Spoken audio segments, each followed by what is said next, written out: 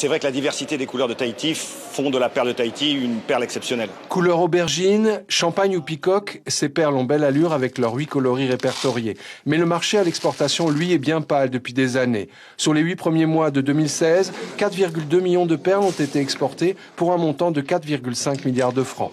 Principaux pays clients, Chine et Japon, bien sûr.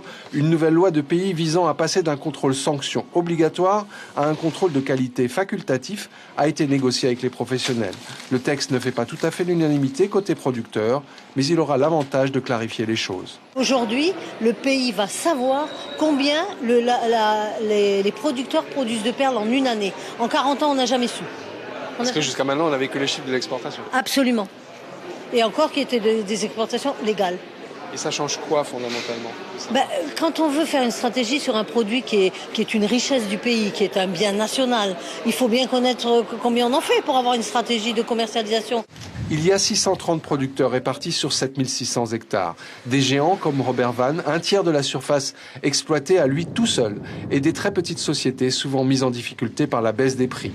Ce premier forum réunit un peu tous les corps de métier, des innovations comme par exemple un projet de reconnaissance automatique des qualités des perles ont été présentés, car vu de l'étranger, la commercialisation de notre produit phare n'a pas toujours été exempte de reproches. La perle de Tahiti a une bonne réputation, pas toujours au niveau de sa commercialisation parce que tout le monde ne suit pas les règles.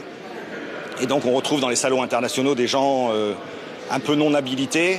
Alors c'est vrai qu'aujourd'hui, faire un petit peu de ménage et organiser les choses ici serait une bonne chose pour la Polynésie.